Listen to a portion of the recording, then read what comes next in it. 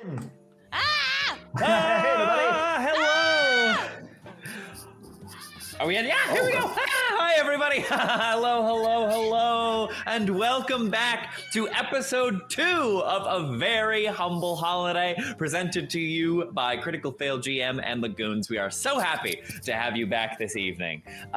We are, for this very special stream, we are all coming off a hot and fresh weekend at PAX, which was such a big success. It was so much fun to be on the floor. We got to meet so many folks in the gaggle and friends of the pod who came to see us. We saw you on the floor at PAX. We were so excited to be able to meet so many of you. So thank you for coming up and saying hi. We met so many new friends and tapped into a lot of cool and exciting opportunities. It was a really powerful experience. And I'll say it was really fun to see all of the goons in their element. We had Kay, the Technomancer, setting us up a setup in which we were able to stream. We were able to record 3 one-shots in 3 days over the course of our time at PAX. It was really exciting and really fun to be able to show off our skills for a crowd like that. And all of that will be up on the Patreon before too long. So if that's of interest, go check that out.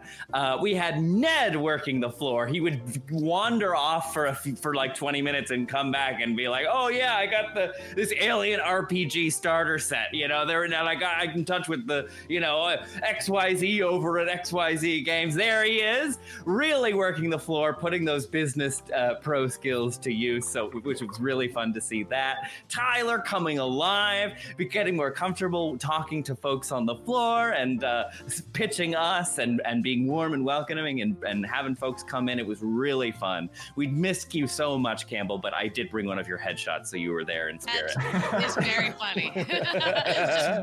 We did have a picture of you in spirit, and we referenced it many times. That's so true. cute. Sometimes I would just hold it over my face and pretend to be you. It's like There we you're here. go. There we go. Just like I do every day. I pretend to be Campbell. I think what made it the best was that it was just a headshot of Campbell's. So it's her professional actor headshot, and we're just like, there she is. I would glance over at it from time to time when I got tired, because let me tell you, standing on solid concrete for 8 hours really does take it out of you. But when I would glance over it, it would really lift my spirits. So thank you, Campbell, for being there to buoy our souls. But it was really fun. But tonight, we return to Central Park and the cantankerous capers of our critters as we follow them through their escapades. So thank you so much for joining us again here. I think before we go any farther, though, I just want to throw things over to Dear Blitzen, or Ned maybe, to do this week's giveaway corner, because we have something really cool and special tonight. Ned, what do you got? Thanks, Trev. Hey, guys. Hey. We have an awesome set of dice for our giveaway tonight. Because we were attached to Modern Artifice at PAX, and get this out. Because we were attached to Modern Artifice at PAX and we had access to their drawers of dice, if you will, I got an extra special set of dice for everybody here tonight. We have these sweet, cool Sacred Flame dice. They have a little gold Sacred Flame on the inside. They are gold dice. They have purple numbers, and they will be up for grabs tonight, courtesy of our sponsor, Modern Artifice. Giuseppe, if you're out there, we love you so much. Thank you so much for everything again. Yeah, we were very fortunate to be able to team up for them for this PAX Unplugged experience. And so those dice will be perfect for the cleric in your life. So stick around. We will be letting you know how to enter right before the break. So stay tuned, everybody. We'll come up with something. We always do. Oh, great. So how are we all feeling, kids? I think maybe to start off tonight for our little icebreaker warm-up, I wanted to talk, since we are set in the Big Apple this evening, I wanted to ask if anyone has any particular fun stories or strong memories associated with New York City. And if not, maybe just another a fun story from another big city that you may have ventured to in your days. Anybody want to kick us off? Ooh, I have two, and one is a brag, and one of them is just funny. And I'll go with the funny one first. Well, they're connected because I went to New York City when I was in high school, and I participated in one of those like Broadway Dreams like singing competitions. Oh. And we actually we like sang on the stage where they perform Wicked. I don't remember which theater that is, the Gershwin maybe.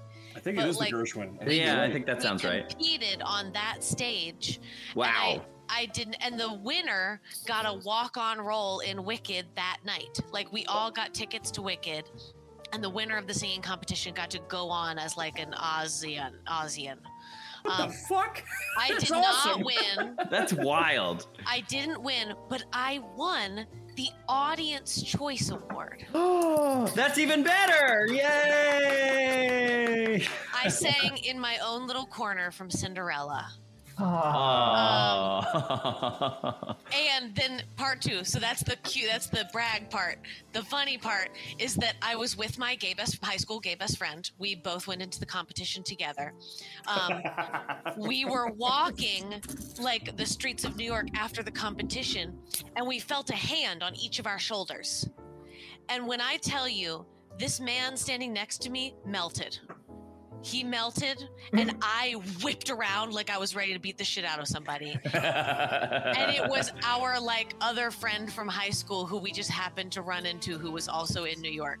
But I will just never forget the feeling of the like man I was walking with melting into the sidewalk. He never would have protected me. Not in a million years. I was on my own. Well, it seems like you were ready to tumble and protect yourself. I was ready to go. It's always good to be prepared. Yes. That first one doesn't seem braggy to me, Campbell. I just think that's really cool. Thanks. It was fun. You would be my audience pick too. Oh. Mine Thanks, too. Thanks, guys.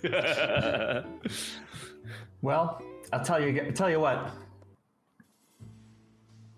I got some New York stories, all right. Oh boy. Lay 'em on us, guy. Lay 'em on us. Boy, does she. I got too many to count. I got good ones. I got bad ones. I got some that are as ugly as the underside of the George Washington Bridge. Maybe I'll live long enough to forget them. Maybe I'll die trying. Oh my God. More serious enough. No. So I will. Save it for the stream, Kay. It's gold. I will tell you, and I'll leave the film noir music on because I will tell you a story that I know Campbell has asked me to tell once or twice, which is how I booked Spider-Man. Yay! Yeah! I've always wanted to know. It all started at a dive bar, a little hole in the wall on 181st Street. That is true. It started at a dive bar at 181st Street because that is where I was bartending. I was bartending at the time because I lived in the area, and I had moved to New York with a thin wallet and a thinner mustache. And so I'd moved to New York, and I was trying to get a job as a person. I was working as a personal trainer for a while and hated it. So I was like, let me try bartending. So I found this little hole in the wall and started bartending there. Because it was the only place that would hire me because I had no experience. And there I met a woman who introduced me to the man who would become my agent. She was just like, we just started chatting, and she, like, you know how theater people just spot each other in the wild like so easily. She was like, you seem like a theater person. I was like, yeah, I am. Are you as well? And she was like, yeah, of course. Let me introduce, and you seem like fun. Let me introduce you to my friend. He's an agent. So she did, and that agent signed me, and then that agent sent me out on a bunch of stuff, but none of them took. And then I went on a vacation. I went on a vacation with the woman who would become my spouse, Kristen. And I was in Florida when I got a call like, hey, I can get you into a Spider-Man audition. And I had told him, like, that's the show. I got to get into Spider-Man because I have all this gymnastics training. Like, get me in there. And he said, hey, I have this Spider-Man audition. And it's like, it's tomorrow. And I was like, I'm in Florida. I can't go. So a few days later, he calls back and says, hey, I managed to get you into the callback. Will you go do the callback? Yes. We're like, yeah, of course, I'll go do the callback. So I went, and the callback was at the theater where it was the Foxwoods Theater at the time, and the audition was to get strung up in the harness and flown around the theater. Yes! See how many, if you can still sing by being hit by a falling Spider-Man. You're truly not far off. You are not far off. I think so. I went last of the 6 people who were up for the role. I went last, and I know for certain that I got the role because all the other 5 candidates were like, I don't know, what do I do here? Like, they're really scared and nervous, and I was like, when's it my turn? When's it my turn? When's it my turn? Because I was just so excited. I'm like, she was ready. Yeah, adrenaline junkie. So then I had ridden. So this is, I think we mentioned this in a previous stream, but I had ridden my bike down to this audition. So then they're like, okay, be over there. Like, go, don't leave the area. We're gonna call you back for a singing and dancing audition soon, and we'll give you the location. So I went to Bryant Park and got a snack and sat down. Pretty much, don't leave town, kid. And so then they tell me the location of this place, like all the way downtown. So I hop on my bike and I wind sprint down 6th Avenue to get there. And then there was they had me sing something from the show. They had me try to learn one of the dances, and then that night my agent called me and said, "You got the job, kid." Oh my gosh! Wow. How exciting! Were you just over the moon? What did you do? I called my mom. I called my mom. But yeah, I swang into hearts all over America. Spider K. I was in the neighborhood. Spider K. I was in the Christopher Tierney track, and Christopher Tierney famously is the guy who fell 40 feet into the orchestra pit. Oh no! Broke a couple ribs. Made a full recovery, came back to the show, left later on for unrelated reasons, and then that's when I took over. And after all the publicity that incident had gotten, I had the safest track in the show. They were not going to let anything happen to me. Yeah. Oh, what a wild thing to be a part of. What a moment in time that show was. Got to dress up as my all-time favorite superhero and fly around the Foxwoods Theater 8 times a week. It was great.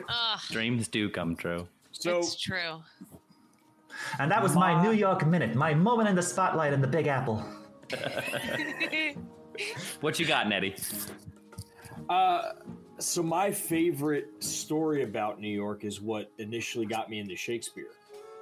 I must have been like 11, 12, maybe I was 13. And my mom bought me and her tickets to go see King Lear at BAM. Wow. Starring Sir Derek Jacobi as King Lear. Goodness gracious. And I was That's an advanced pull for an 11-year-old. Good for your mom. I had no idea what to expect. I was like, all right, it's Shakespeare, right? And I was getting into Shakespeare. I started liking Shakespeare. And like, it was a whole experience. I could breathe on Sir Derek Jacobi. We were that close.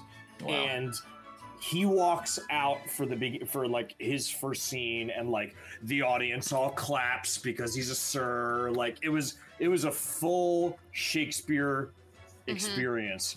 And I will always forget the scene where he is out in the rain losing his mind, and he just was like, it was just incredible. And it was that's what made me want to be an actor, and that's what made me want to pursue Shakespeare. Yeah. I don't remember anything else other than that experience of that. That's very cool. I don't remember going home. I don't remember like eating or anything, but like that. Mm-hmm. That. Yeah. And you were hooked from then on. And that was it. And now here you are playing a deer that smokes cigarettes. Wow, what a good enough. Ty, you any NYC? Do you heart NY, Ty? I don't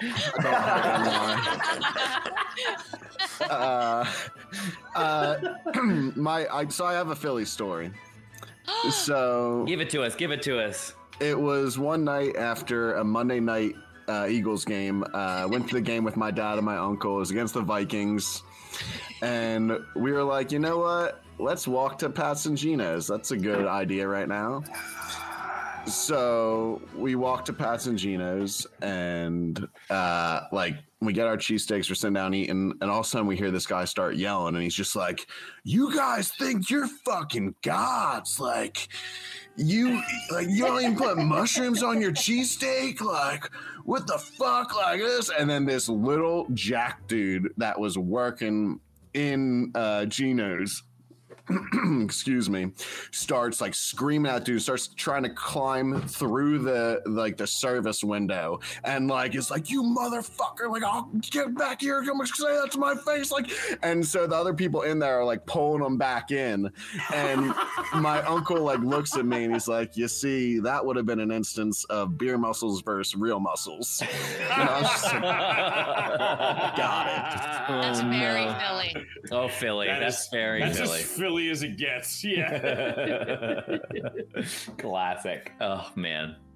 I remember one of the most electrifying moments of my whole life happened in New York City. I can't remember why I was there for this particular occasion, but we were in Washington Square, and there was this fella out there. I think he lived in the park, right?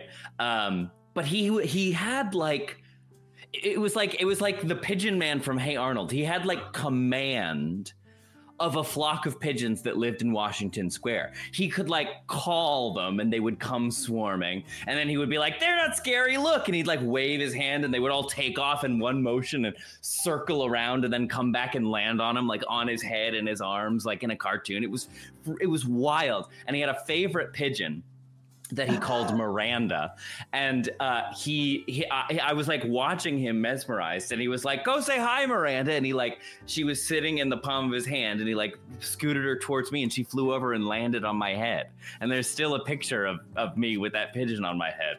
And I don't know, it was just like, it was clearly a homeless druid who lived in Washington Square, and I was mesmerized by his abilities. I don't know, it was so bizarre. It was really fun. It was pretty crazy. That was your profile picture when I first met you. That was Yes, your it Facebook was. profile picture. I remember. Yes, indeed. That's Miranda the pigeon sitting on my head. It was a really wild moment. I picked up some tips that day. I had a favorite pigeon in New York. There was a pigeon that lived in the area around. There's this little square on like 55th and 8th. That's where that like Mexican restaurant is, that I forget the name of, and at that theater too that I also forget the name of. So if that wasn't perfectly clear, then I don't know how to help you. Nailed it. But I called him Clubby because he had a club foot, and he would walk around and be like, doom, doom, doom, doom, doom. That's the thing about pigeons. They just power on. It don't matter what happens. They'll just keep on moving. He was cute. Now, Corvid Murmurations beat me to it. I was going to say my favorite pigeon now, of course, is our very own Omirah Merryboar. I was going to say that as well. America's favorite pigeon. Oh yeah, I think we all have some stories about some one-footed fowl, one way or the other. One-footed Soldier fowl. on, brave ones. But speaking of pigeons and Omirah Merryboar, I think it's about time we kick things off, friends. What do you say? Let's do it.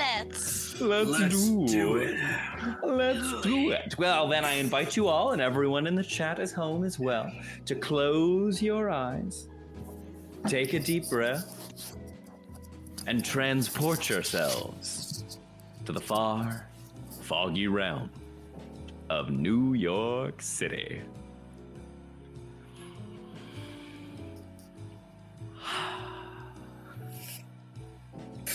When last we left our heroes, who remembers our adventures of last week?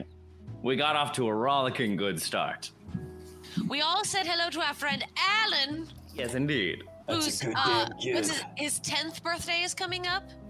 Yes, indeed. His 10th birthday will be approaching, and he's very excited to have because he mentioned that his birthday is so intertwined with the holidays that oftentimes it gets overlooked, and his father oftentimes has to miss it because he's on work. But his conference is in New York City this year, and so he is even able to be in attendance at Alan's birthday party at the Safari Playground, and he was very excited to have all of you there. He's a good kid, that Alan. He's the best of all of us. That's a damn good kid if I've ever seen one. And then we ran into Dalmatia, McLean, very good. McLean. Yes, indeed. Yes, indeed. Whose son Skip had been picked up by I assume, just the arch nemesis of the humble folk of the park, Dick Netman. Dick Netman, yeah, the animal control officer, Dick Netman, who patrols the park and has locked away many of the humble folk who dwelt therein. But yeah, he's so a real dick. Yeah, with a net, man. But yeah, responding to her cries of anguish, you went on the hunt. Tracy was able to pick up the trail of Skip, which led you to the tennis center, where Omirah had a run-in with Mortimer Opossum, who from his vantage in a tree hollow was able to see Dick take young Skip away. And so from there, you were able to find your way to Mr. Netman himself, and you did battle, rescuing Skip, but also, ultimately, releasing Queen Vespa from her incarceration. And the unseasonable warmness of the weather encouraged her to fly off and begin her productions of who knows what. But for the nonce, Skip McLean was safe, and everything seemed to be in hand. Until, who remembers what happened next? Queen Vesper got out and flew away. Yes, and went And where? Alan ran back and told us yeah. she went to Safari Playground,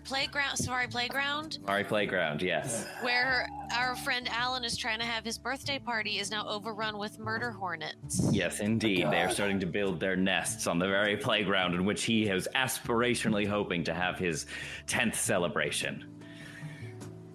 And so, that is where we left off. Good God. You did leave out the most important part of the fight.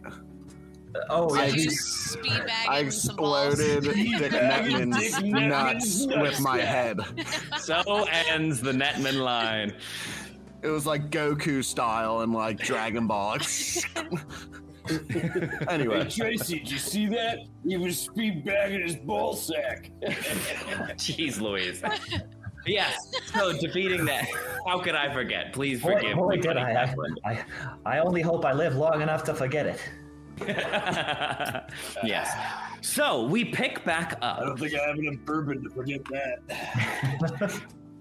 We pick back up after Alan, after receiving the news of the unfortunate location of Queen Vespa's new nesting location. Alan had to go home, left in a tearful state, just as the day was sort of coming to a close. And so we pick up now the next day, and each of you have received a really panicked message from Mayor Prickles, the hedgehog elected leader of Central Park, requesting you visit his office in in the very hub of Central Park. He would like to have some words with all of you. So receiving that message, what would all of you like to do? Prickles. I feel like I have a bit of a contentious relationship with Prickles. Oh, great. Tell me more. Tell me more. Given that I'm a loose cannon. I'm a detective on the loose. I'm a detective on the. Listen. He may not like my method. But listen. Listen here. What's his name again? Prickles. Mr. Prickles. And boy, He's a is he a real hedgehog. prick. Listen here, Prickles. You may not like my methods, but damn it, I get results. Yeah, so maybe much contention between our I'm a damn good detective, and I got the ulcers to prove it. Yeah. I'm 2 weeks from retirement, Prickles. 2 weeks. 2 weeks, and then you'll never see me again. I'm gonna head over to Port Authority, get in the luggage compartment of a Greyhound bus, and I'm gonna ride that Greyhound bus all the way to Atlantic City, where I'm gonna retire in luxury in the dumpster behind the Borgata. Yeah, so maybe contentious run-ins with Mayor Prickles before, who does not approve Prickles, of your miss me. This city's never gonna be the same without Detective Stiletto on the case. You won't know what I did for you until it's too late. Any other repartees? I mean, generally here, Mayor Prickles is the elected leader of the humble citizens in Central Park. He's generally well favored for his fairness and pointed political maneuvering. However, he would even be the first to admit that he wins most elections based on the simple fact that nobody can stand to see him upset. Prickles. The lore is just building with our relationship. Like he wins every argument because at the end I'm just like, I can't stay mad at you, you adorable little ball of. I'd give you a hug, but I'd walk away with a few new holes in me. So with that in mind, Tracy, do you think you'll acquiesce to the mayor's request? Hey, he's the mayor. Can't fight City Hall. You can't fight City Hall. Hey, you can't fight City Hall.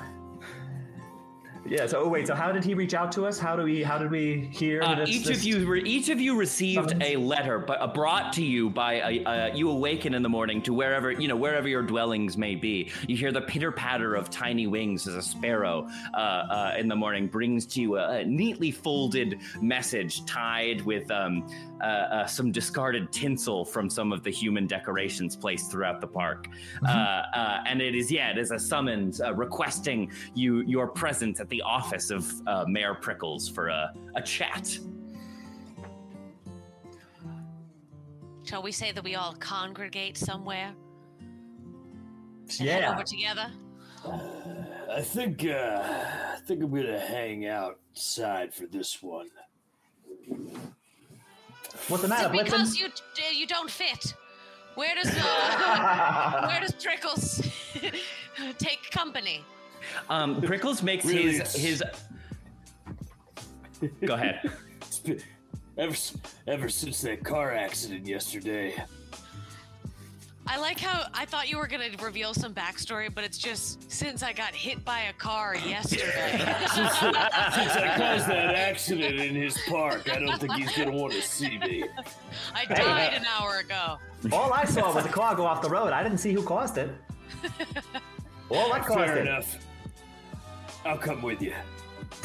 He was probably texting on one of those newfangled machines that all those humans are staring at all the time these days. The black box. The black box. That box. Staring at the tiny monolith. I love the tiny monolith. It's the future. They pointed at me. I'm famous there. Right. Lead the way. Flick. Yeah, there we go. Now we're off. Follow that cigarette.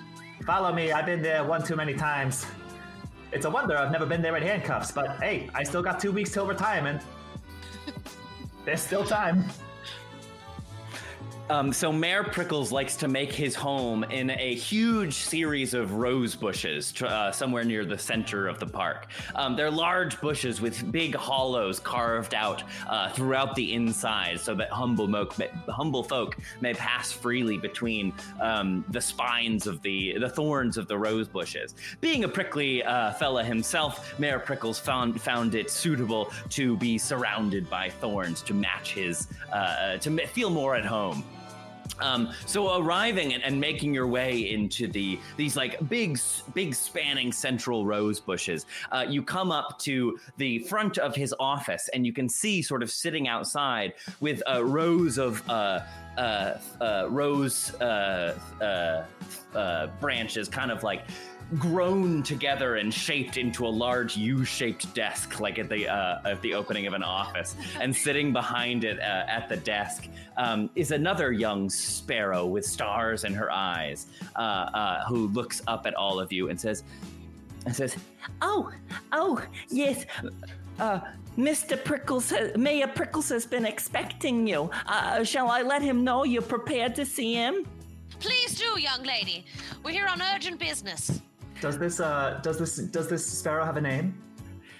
Oh, sure. Yeah, you look at. She has a nameplate. Also, like a little, just one of the little branches grows up and out of the sort of like desk space, and carved into the bark of the actual rose branch is carved in the name Stella Bellum. Stella Bellum. Stella Bellum. Hey, Stella. that's Good to see you. Good to see you, kiddo. Even better when I'm not on the verge of getting suspended.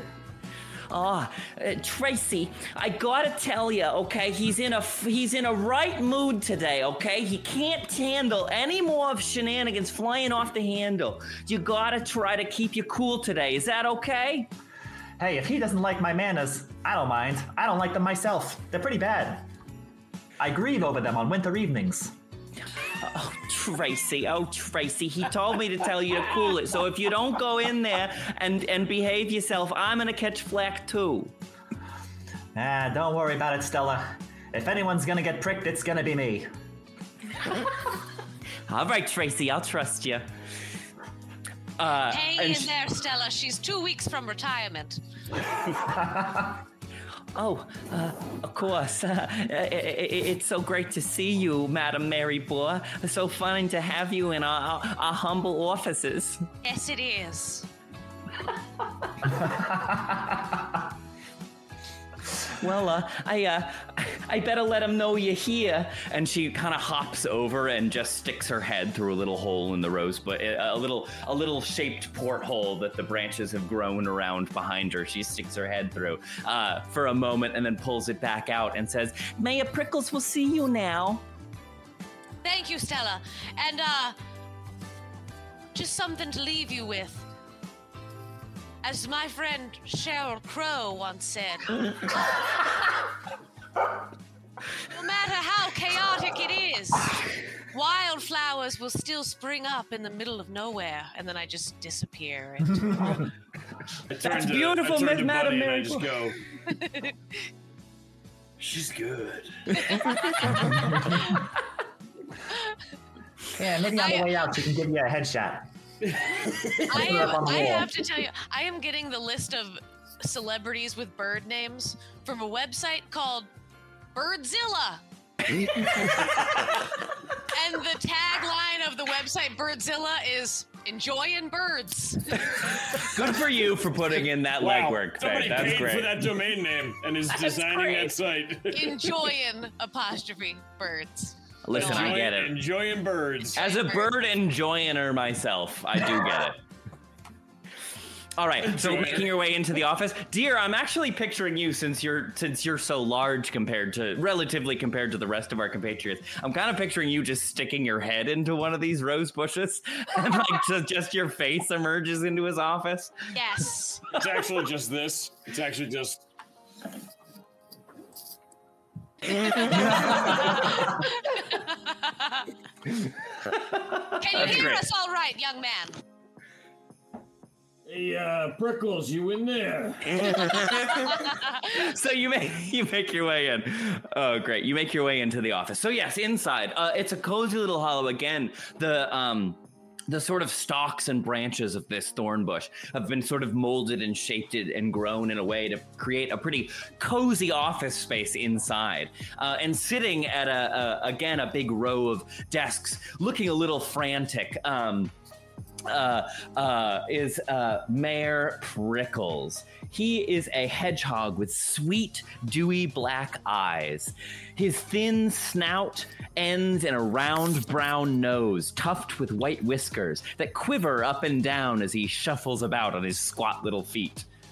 And as he comes in, he turns to you all, looking up with his blinking wetly, his big, like, round black wet eyes. He looks at you all and says, "Oh, thank you for coming in today. It's been so stressful of late.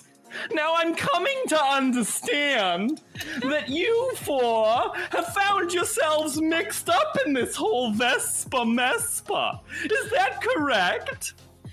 It is. We were there. We were Is there that an when she was accusation? released. Oh, I mean.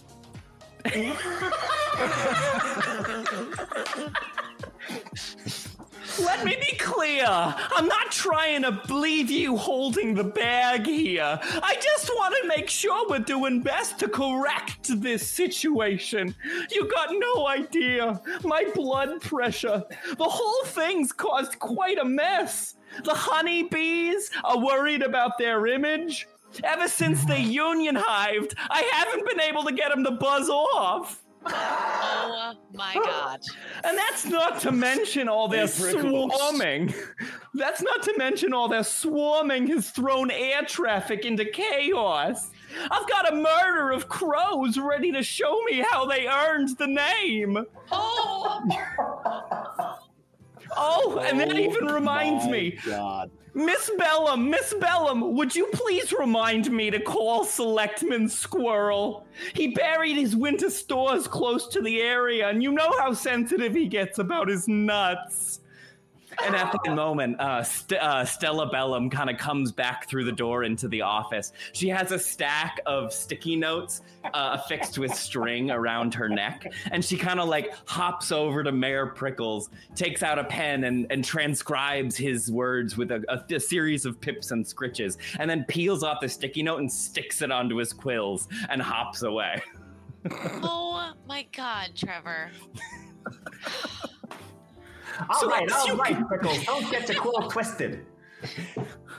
Tracy, please. My blood pressure just can't handle it today. Look, I know we've had our differences in the past. Gotta take up smoking. Don't smoke, kids. Trust me, I'd be a chimney stack if my snout agreed with it. But I'm afraid I'm just gonna have to find other ways to de-stress.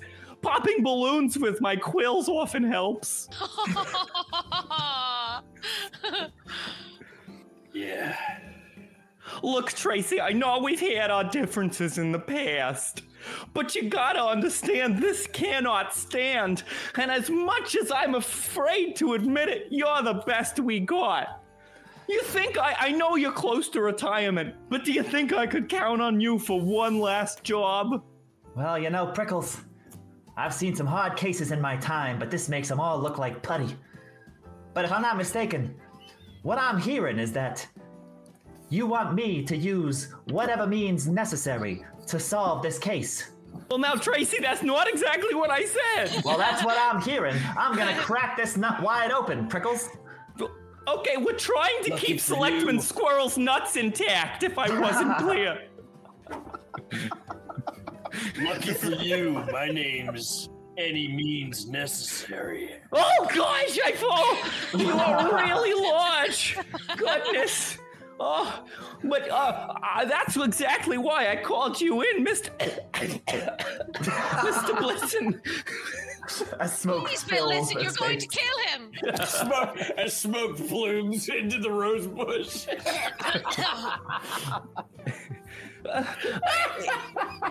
You were the one who took down Amos and Alfonso Alligatori. If anyone could put an end to our problems here today, I think it would also be you. Yeah, I remember that one. They were running the biggest counterfeit gator skin purse business in the city. Oh my god. You're damn right, Tracy. Yeah, Set the their rats whole downtown still don't let me country to live that one down. Prickles, I feel this operation's going to need a face. Well, that's exactly why I called you in, Omirah. And as my friend Florence Nightingale once said, I attribute my success to this. I never gave nor took any excuse. Well, that's exactly why I called you in also, Omirah. You've done so much for this community. The tourism alone of other pigeons who migrate here to see where you flew into Jennifer Lopez's head during the filming of Made in Manhattan. It's done wonders for the local economy. I'm really trying to get the word out about pigeons in Central Park. I feel we really fly under the radar. You have my sympathies, but I can't think of a better spokesperson for my administration than one as charming and reputable as you. For a moment, Omirah looks off, and she hears in her head that refrain part of Memory from Cats, where the one kind of grungy looking cat with the like spiky collar like rises up out of the back and like sings a little part of that duet, and then it's gone, and she snaps back in. Easy there, Omirah. If I've learned anything about the government, it's that you're always at the butt of their joke. Speaking of butts, there's no better kicker of such than Bunny Kaplan, which is why I also hope to have you here. I think if this villainous ne'er-do-well could just be scared off by your reputation alone, maybe that would be a quick end to the hostilities. You got it, Mayor. But, you know, I could always kick some ass, too. Of that I have no doubt. Just hope it's not mine. Oh, I wouldn't think to punch a cute little face like yours. Oh, thank you. I've been told my eyes are rather dewy. The perfect amount of dew. Like the grass in early spring. But enough about me. Hey, so, hey, Prickles. Yes, Mr. Blitzen. What's in it for us? Oh, well, I don't expect you would come to our aid out of the goodness of your hearts. But I had hoped that, maybe you would feel partly responsible seeing it was you on the scene when Queen Vespa was released. But, as I said, I'm not here to cast blame. And I recognize the dangerous work I'm asking you to do. So, as my ice maker's on the fritz. Just ice maker this time. Just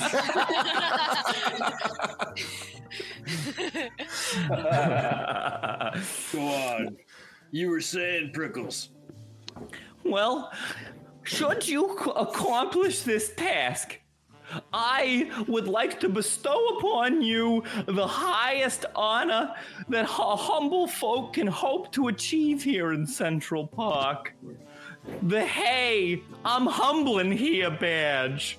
You would all be elected into this prestigious order of citizens who have served the park in great ways. The Hey, I'm Humbling Here badge? I've been trying to get that badge my whole career. They said I'd never do it. They said I was too much of a loose cannon. They said me and my two friends snuck into too many R-rated movies. in the trench coat. In my trench coat. It's a slow push in on Tracy. This could finally be my chance. I could retire with honor instead of in disgrace. It would look so much better on my lapel than this loose cannon badge. I made that one myself. Don't I know it, Prickles?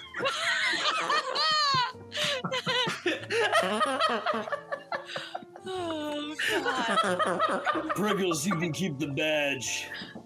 I just gotta get out of this city. I gotta escape from New York. Prickles. Yes. I don't need any badge.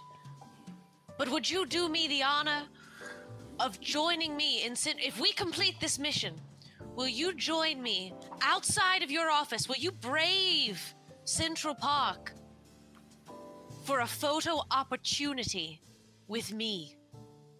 Nothing. I can't imagine anything that could launch my career to its next level more than being captured on the black box with a hedgehog with such dewy eyes.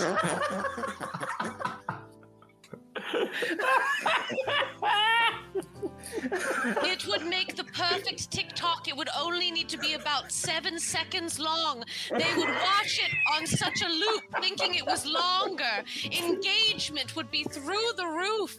People would comment things like, "Why is this video 2.5 hours long?" Knowing full well that it's only 7 seconds, but they can't get enough of a pigeon and a hedgehog together in New York City. I don't know what's funnier, the fact that Campbell's the multimedia manager and she knows this algorithm like the back of her hand. You're really playing your strengths there, babe. My gosh, Omirah. Well, you know I'm a little camera shy, but for you, nothing would be a greater honor. Oh, thank you, Prickles. We will tackle this mission for you. Just Thank you. imagine Gloria Swanson making a TikTok profile. Like, that's exactly what we're watching right now. That is literally what we're watching. Absolutely. Wow. What just happened? I lost sound for a moment. I Someone say something funny. I compared you to Gloria Swanson like I am prone to do. Thank you. And how about you, Mr. Kaplan? Any other special requests and rewards that would make such a daring mission worth it for you? You know, I usually try to stay out of the public eye, so just doing justice is good enough for me. Well said, Mr. Kaplan. And Godspeed. Well, I think that's it then. I don't know, I'll leave the planning up to you being the experts, but she's made her base over at the Safari Playground. Maybe you could go speak to her and resolve this situation amicably. I'd love to see it done without any distress to our humble folk, but I'll leave the means to you ultimately. Speak to her.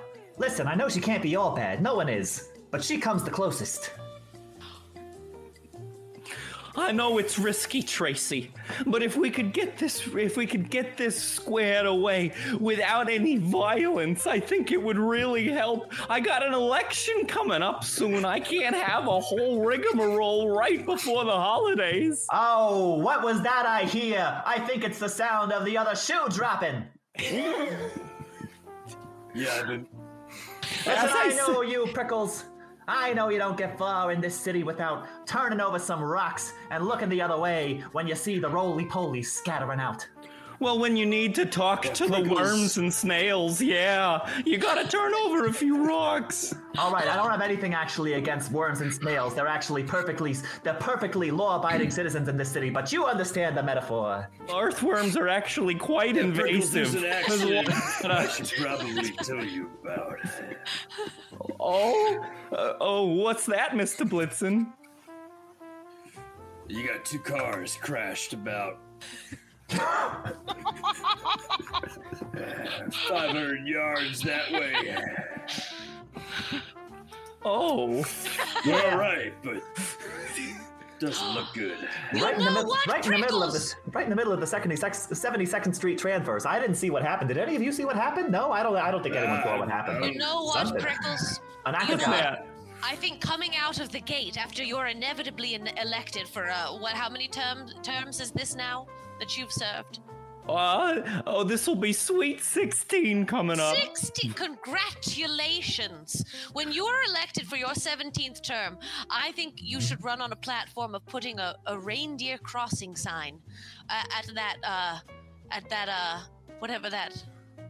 where that crash occurred. A transverse. The transverse. Not that it was caused by a reindeer this time. But Well, good to know. we might need the sign. I'll dispatch some other deer to go stand in the road. That'll sort things out. Prickles, it's been What's a that? pleasure as always. Well, Shall we okay. go about our business? I won't hold you any longer. Thank you for your services. And as I said, Tracy, it would really help me out if it could be here. Go and talk to her, but I'll leave the means up to you inevitably. You do what you gotta do. Don't you worry, Prickles. I am very adept that's skulking through the shadows. And can I just like try to hide? Yeah, go ahead. Give me a Do stealth. like a whirl of her trench coat. Yeah. Yeah, great. Give me a stealth check. Okay. Oh my god, I did not even bring up my character sheet. I know my stealth check is crazy, but vamp for a second while I pull up my character sheet. What was the last thing Prickles said? All right, so yes, I'm gonna go about this my way, Prickles. Don't you worry. I get results. Damn it, I'm gonna do what a Maypack's gotta do. And right now, what a Maypack's gotta do is log into my character sheet service and pull it up, and then roll a stealth check, which is gonna be a natural 1.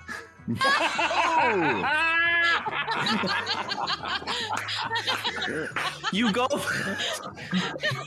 go full force, Tracy. You whirl the trench coat, and you feel so confident that you are just going to vanish into the air like Sheik in Ocarina of Time. But there is a thorn sticking up out of the floor here that catches on your sweet little toes and sends you falling through the air and collapsing to the floor of the office here. And says, Don't you worry, Pickles. That Queen Vesper will never see me coming. Oh, God, crap. Damn it. Oh, mother. Oh, for crying out loud.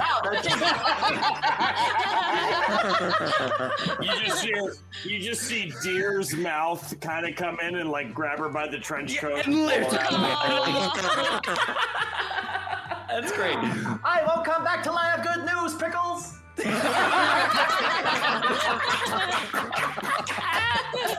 That's it. And we're off. There's no way we can end that scene better. We're off to the races. And off you go. And you're heading out.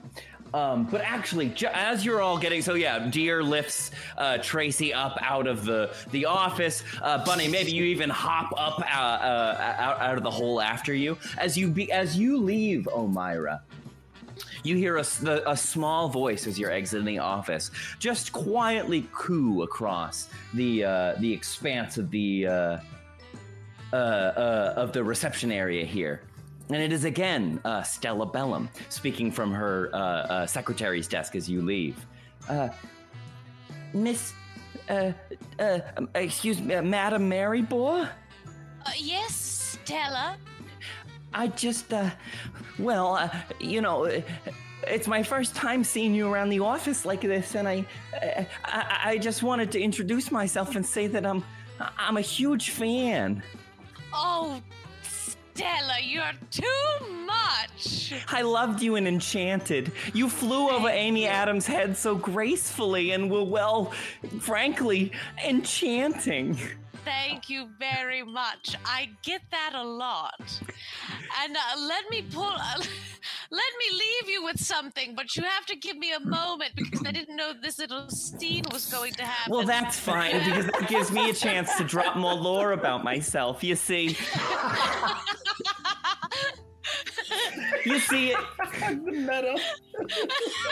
always, I do appreciate everything Mayor Prickles does for me, and I know this is a great opportunity and profession, but you see, Miss Merryboar, it's always been my dream to be an actor, just like you. Oh, Stella, what are you interested in? The film, the stage, episodic television? Well, I like to sing, you see. Deer pops his head in. Commercial work. Let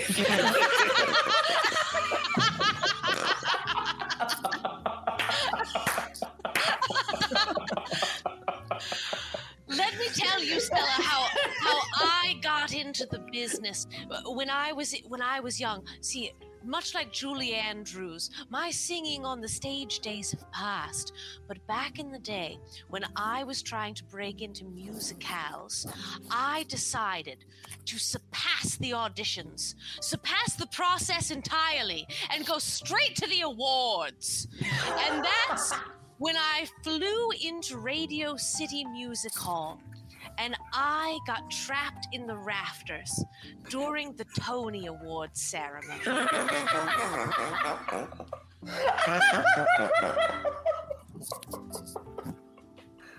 It was one of the finest moments of my life. And now I can't recommend it enough. Wow, that's such an inspiring story, Miss Merryboar. You ever think a sparrow like me could have a shot? Oh, absolutely, Stella. Let me hear you sing something. Right now? Well, goodness gracious me, I wasn't prepared, but I guess I could give it a shot. Wasn't prepared, my ass. Goodness gracious. What's this kid's angle? Well, I know Prickle's the greatest, but I'm tired for working for a politician basis. So I've got a big dream, and my pop doesn't believe. He says sparrows never stay out in a crowd. We're too common. He says only beautiful birds can make it in movies. Stella! But still, I got a dream. Just to be somewhere that's green.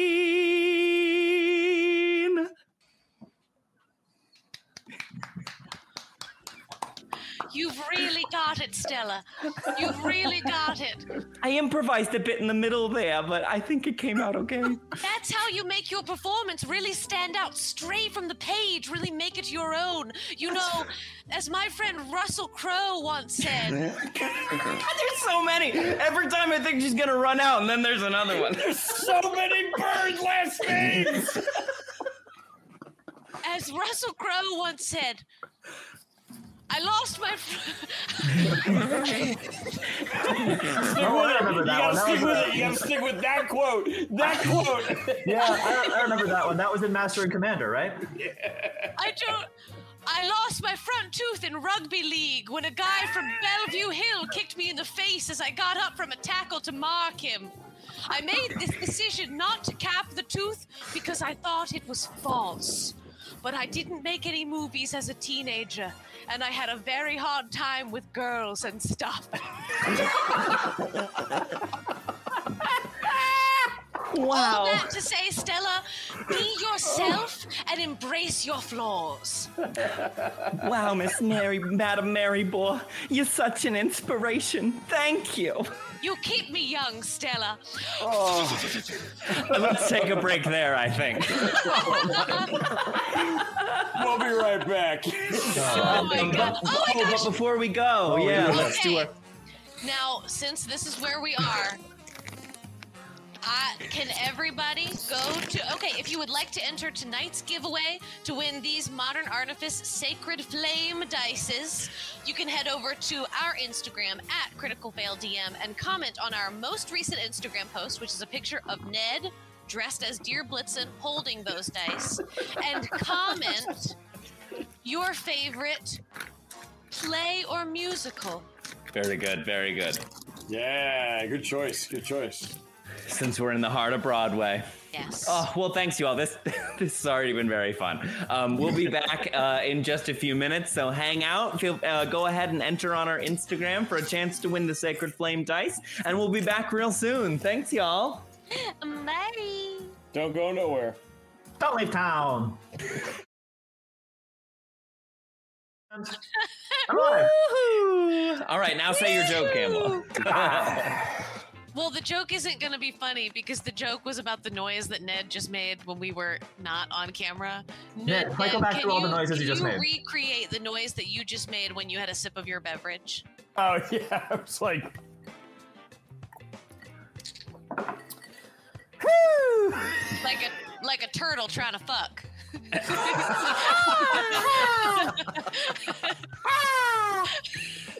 I cannot believe they make those noises. That's a crazy thing. I don't know where it comes from. I can. Oh boy. Have you had sex? This is a family show. That's the circle of life. Okay, and we're off. And we're off to the races. Whenever Cut the mic! Cut the mic! I feel like it's been so rare in my life. Maybe that's the first time I've ever had a colleague say, "Have you ever had sex?"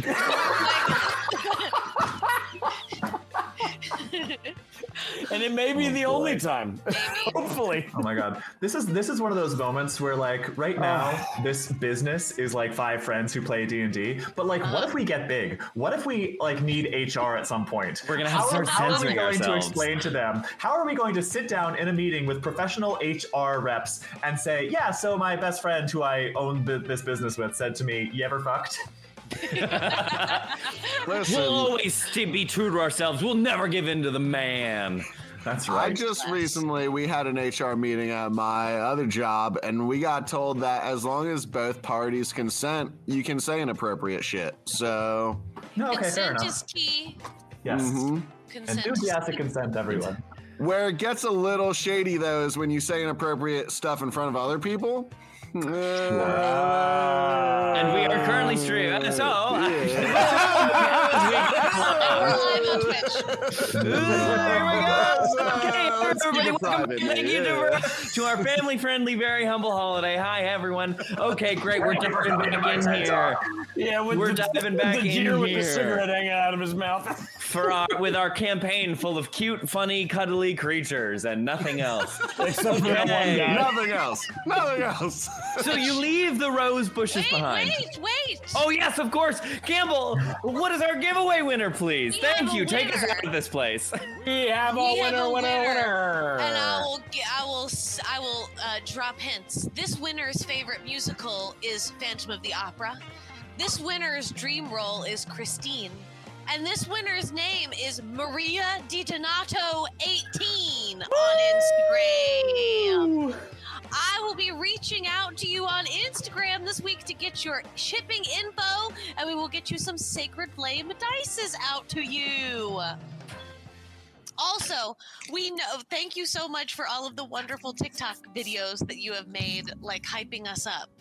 I think it's Melodic Maria. I think that's her. Oh yeah, Heck yeah. there they are. Yeah. Congrats. Melodic Maria, these dice are headed your way. Nice coming to you. Oh, that's so exciting. That's such great news. Huzzah. Take it away, Trevs. Okay, and we're back into our adventure. So, congratulations to our winner. Very happy to send some more fun out to our faithful fans. So, Maria, we're sending some dice to Maria. I should have known setting this in New York, we would end up, setting ourselves up for some musical references. For West Side Story? Yeah. They're guaranteed to roll a how number exciting. greater than or equal to 15. Modern Artifice is not responsible for any numbers lower than a 15. Your mileage may vary. 15. Okay, so we're leaving Mayor Prickles' office behind. After Hey, Prickles, don't leave town. I'm the mayor. Why would I? I'm the man. I don't know, it's so, something I say. So leaving behind, agreeing to look into this matter of Queen Vespa on behalf of Mayor Prickles and also for your friend Alan, you leave his office behind. Omirah also leaving some encouraging words for our dear Stella Bellum at the front desk. The time is yours. You know that Queen Vespa has set up shop at the Safari Playground. You can head right there if you wish, or if there's anything else anybody wants to do before to prepare for seeing the Queen. The time is yours. Just because I'm a detective and naturally suspicious, can I roll a retroactive insight check on Stella? Stella Bellum? Yeah, what are you trying to discern? I want to know what a game is. Why is she trying to cozy all up to Omirah? Okay, go for it. That's a natural 4. Ah, For a total, wait, you haven't heard the total yet. For an 8. Hey! Oh, well, that changes everything. You saw from the spark. Tracy, I think your sharp eyes, aided by the light collecting dark patches of fur surrounding them, was able to detect a twinkle in Stella Bellum's eyes as Omirah specifically walked into into Mayor Prickle's office today. So you think that she was genuinely starstruck and excited to meet a hero of hers. I see past the twinkle every time. The mask cuts down on glare. Oh my god! That's great. She's so good. How does she do it? That's awesome. This sucker's polarized, Captain. Oh my god. Look at her go. Anything else, or are we heading to Safari Park? We are heading there. I gotta head back to the cave and grab something real quick. Great. Well, since every one of your steps is about 45 of ours, I think we'll meet you there. Is this a new day since session 1? Did we get a full rest? Yes, Okay. it is a new day. Yeah. Full rest. Restore my hit points because I took some hits during that scuffle underneath the arch. Huzzah, huzzah, huzzah, huzzah. You and me both, Tracy. Oh, it looks like Melodic Maria has churned in some inspiration for you, Tracy. So why don't you add an inspiration to your sheet for the next time you need it? Whoa. Well, shucks. Thank you. All right, terrific. So, dear, you're heading back to the collection of boulders in the North Woods that you call home. What is it you are gathering there? Deer is gonna walk into kind of this kind of little alcove, and he comes back out with a baseball bat, Naturally. aka Louisville Slugger. aka a great club, and he's like, All right, now we're ready to go.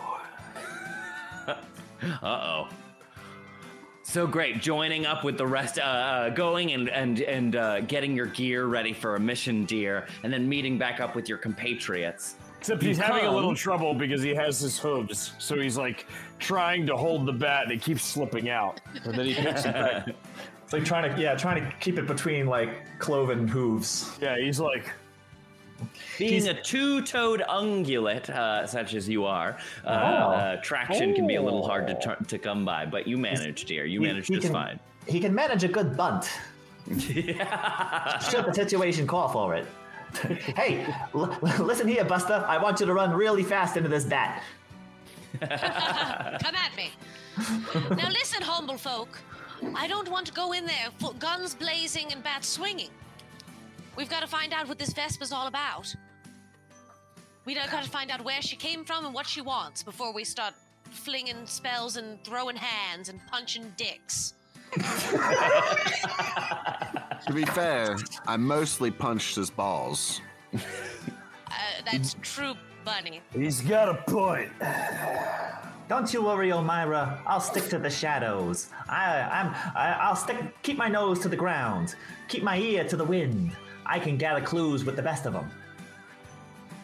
Perhaps I should fly up and have a word with Vespa first before we open fire, as it were. Let's see how it goes. That's Maybe all right, I yes. could cause a distraction.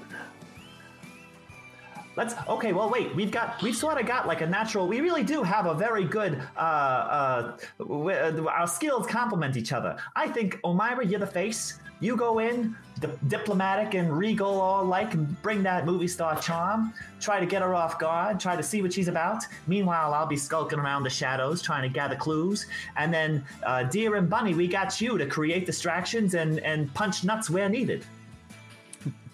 I'm pretty good at punching nuts, so. What do you say, Bunny? You want to lay on the hurt? You know it, dear. Every squirrel in Central Park trembles in fear when Bunny Kaplan struts by. Grand.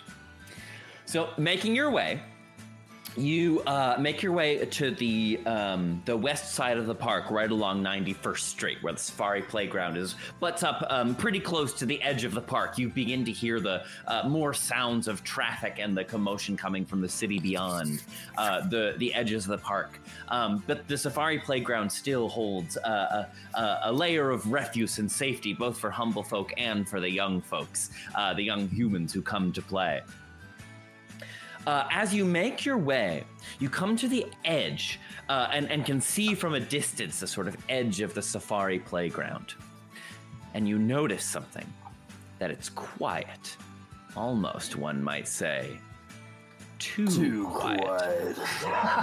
Like, please let Deer say that line. It's almost, one might say, It's too quiet out here. Something's going on.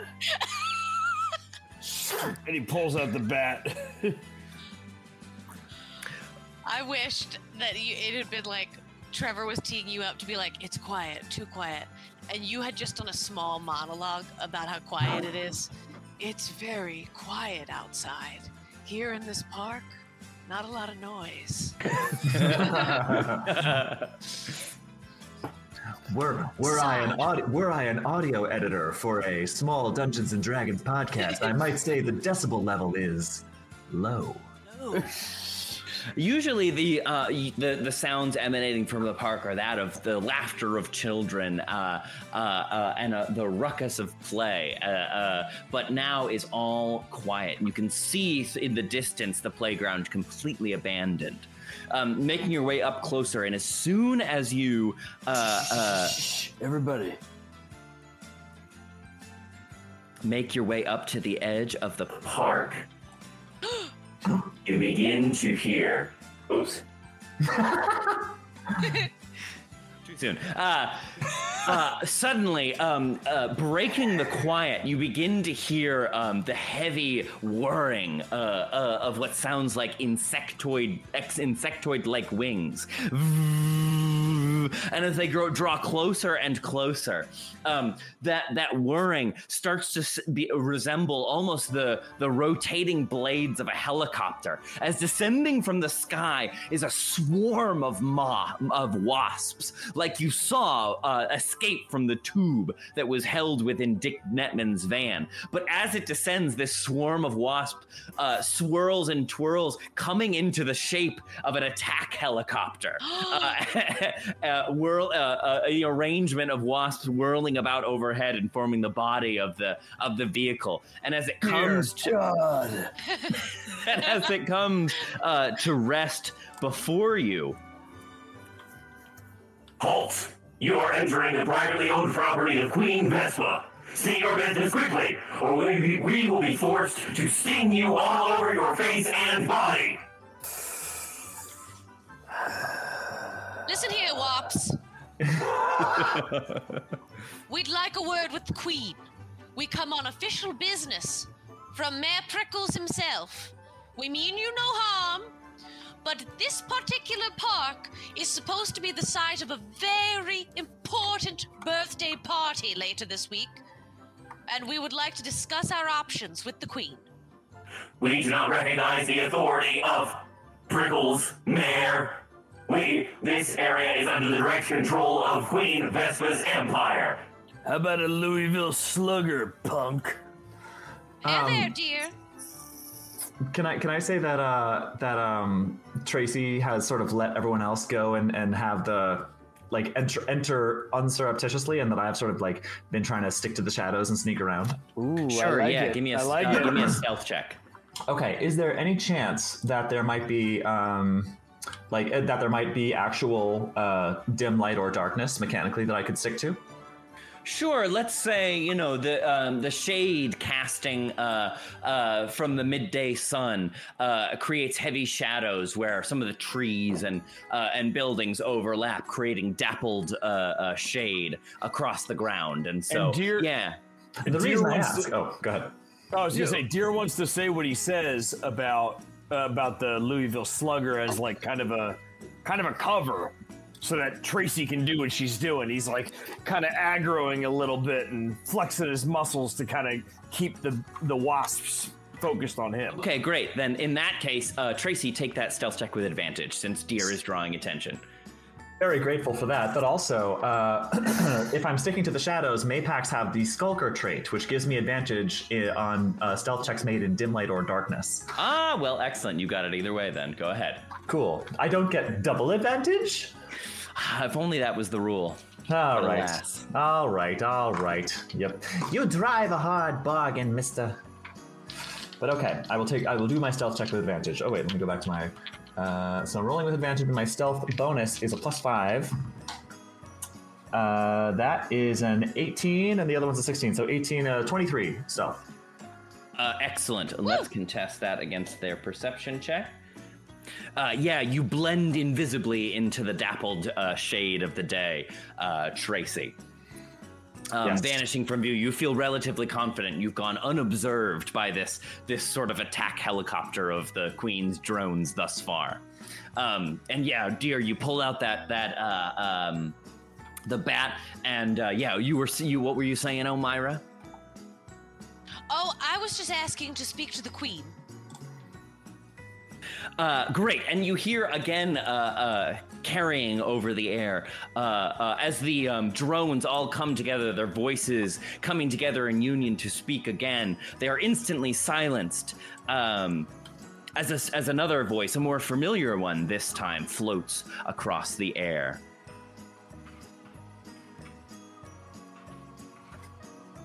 Stand down, loyal soldiers. These are more of my humble subjects. They're the ones that let me free from my incarceration in the first place. Please, we welcome them gratefully into our empire. Let them pass. Bring them to me. The Queen has requested your presence. Please proceed as ordered, or we will be forced to sting you all over your lips and eyes. Omirah, Bunny, do as it says. We don't want to anger the wasps. Did you just drop your cigarette and then flick nothing? Okay. Damn right I did. Committing to the fucking bit. Show us the way, Wops. So the Wops shifting from their configuration as an attack helicopter. Into a giant arrow, please. Yes, exactly. Into a giant arrow. They To point. Nicki Minaj's buttocks. Yeah, they point in the direction of the safari playground and clear the way for you. Do we proceeding forward? Yes. Yeah. I want Excellent. to fly right on in. You do so. Yeah, making your way into the park. So coming to the center of the actual playground, you see... the patrol leads you to the center of the playground where lifelike statues of hippopotami frolic and play in the rubbery river of the playground floor. Hanging in the open mouth of one of these lifelike statues. So you could look this up. There's hippopotamus statues in the What's safari the name of playground. the They're park very. again? It's the safari playground in playground. Central Park. But yeah, there's these hippopotamus statues, and then sitting in the open maw of one of these playgrounds hangs a wasp's nest. And you see more of these like groups of drones buzzing in the skies overhead, and you can see sort of individual drones buzzing back and forth from the nest and back with urgency in the hurried wing beats, going about their business. And written across the facade, so to speak, of this wasp nest, with the intricate curves and textures of the nest itself written out, would never be understandable to human eyes, but to your humble eyes, you can see it written plain as day. Queen Vespa's Imperial Real Estate. And as you make your way forward, she crawls up from one of the hexagonal openings of the nest and comes to stand, opening her long, glossy wings, lifting off the surface of the nest and coming to hover in front of you. Queen Vespa wearing a black and yellow power suit with a tight a crease in the pants that could cut glass and shoulder pads that could hold up the earth like Atlas. But she kind of just comes to hover in front of you.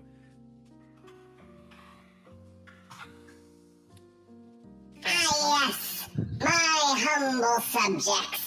So good of you to come and visit. You did well to clear the way and free me from my incarceration. It's wonderful here. Human architecture is so easy and cheap to build on and develop. They do half the work for you. And if there's anything I learned as the youngest VP in company history, it's that half the investment means double the profit. I should have known, Vespa. I should have known you were just another corpo hag. I wear that like a badge of honor, Mr. Blitzen. I'll forgive that insult because I owe you for releasing me. But be careful. You're on Imperial real estate, privately owned property now. We play by my rules here. Yeah, all right. I'll bite. What's your edge, Vespa? Don't think I'll forget the good services that you've done for me so far. If you all ever are looking for a new location, one of these nest condominiums, I'll cut you a real deal. There's only one problem, Vespa. Oh, and what's that? We got a sweet 9-year-old kid who's crying. And you're the cause of his tears. And that gives me a fever. And the only remedy for that fever is kicking ass. And he pulls out the fucking. Your viral vindication aside, Mr. Blitzen, I don't think it would be wise for us to come to blows. If the nest can't tickle your fancy, I'm happy to offer you a discount on a fine bottle of Queen Vespa's finest wasp honey. You say, honey? Yes, indeed I did. The most delectable spread you could ever imagine. We sell it by the bushel load. What's Tracy doing? That's a very good question, actually. My intention was to skulk in the shadows and watch this from a distance, but I don't know. I think if I had seen them being led in, I might have chosen to rejoin them. Maybe it's up to you, Tracy. You could have been sort of following along from the shadows. What? Your bee voice is still on. Is that my voice?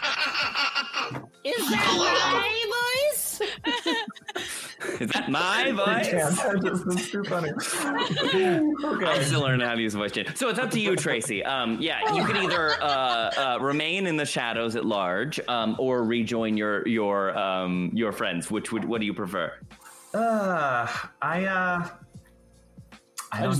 Before I continued, I just wanted to make sure that Tracy was either like inside the hive, or she's skulking around the hive, or doing what she's doing. Still, you know? I think, sticking to the edges of the playground, still hidden, watching it appraise. Unless you rather would have joined your friends. Yeah, no, I think I'm sticking to the shadows. I think I'm sticking to the shadows and I listen and like I tried to skulk my way. Perhaps we can roll over that stealth check to skulk my way to where this conversation is an earshot.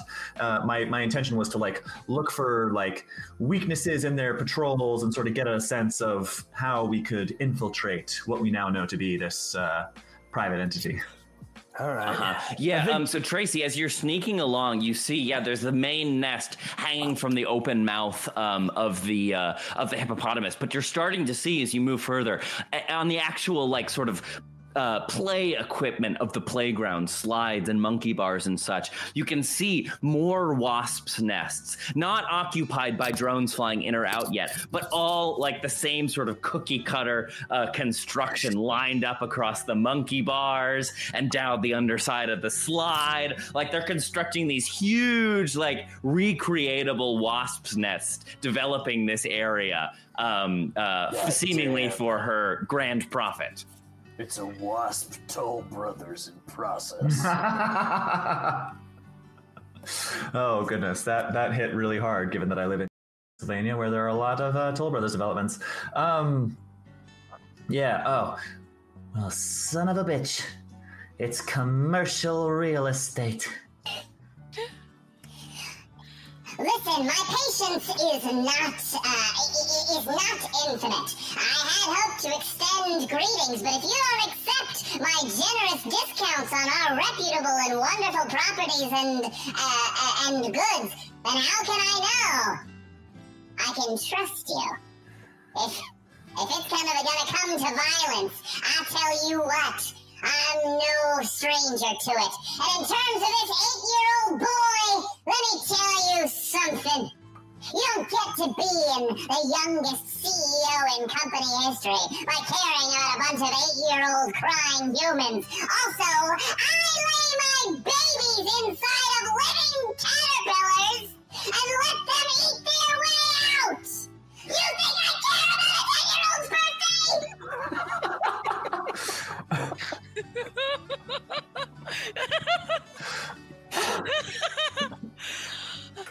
Now you listen here, Vespa. I don't know about you laying eggs and caterpillars and them eating their way out. But I know one thing's for sure. I don't got much care for any other shit in this world except for Alan and his fucking birthday. And right now, you're in the way of that happening. It's treason, then. Very well. I had hoped we could have been business partners, but it seems that avenue is closed. Drones! Attack formation! Oh no. Omirah, hang on. It's about to get dicey. I'm going to need everyone to roll me initiative. Oh gosh. Uh-oh. Oh dear. Oh dear. Oh dear. Oh God. Oh yeah, that's not good. That's Shit. bad. That's really the worst it could be. Okay, mine wasn't the worst. It was the fourth worst.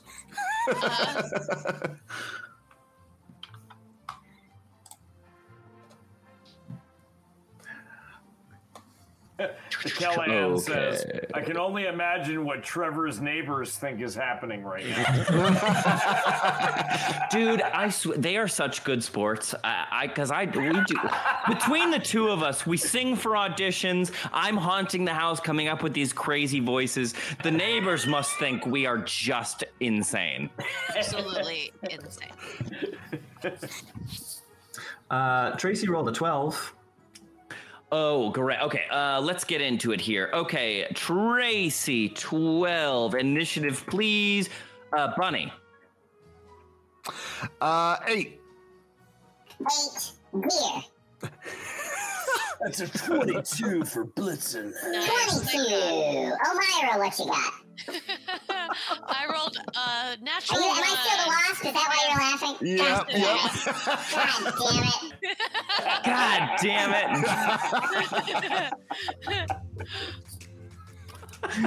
it. You gotta keep me honest with this stuff. I'm trying to do the keybinds and it doesn't always go through.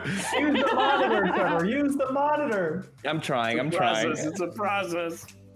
I rolled a natural 1 for a 3. Oh no! Well, we did Tracy's got 12. You got another voice on you. Trevor, you're just on another voice now. Oh my god, what's happening? Now you're Optimus Prime. Okay, are we good? Are we all right? Yes, you're good. Yes, You're good. you're Trevor again. I kind of want you to just always talk in voice modified voice. I can't not wait opposed to it. to hear them all. Okay, great. Are we ready? Yes. Yeah. So, Okay, so Queen Vespa again lifts herself higher up into the air, and holds out her hands and again says, "Drones, attack position!" And coming out of the nest, 4 swarms of these drones, like you saw block your path making your way in, come out of the nest. And begin to whirl and swirl and twirl through the air. So it is her and 4 of these sort of swarms of wasps. And as we get into combat here, Deer, you are up first. Looks like it's time to chew ass and kick names. That's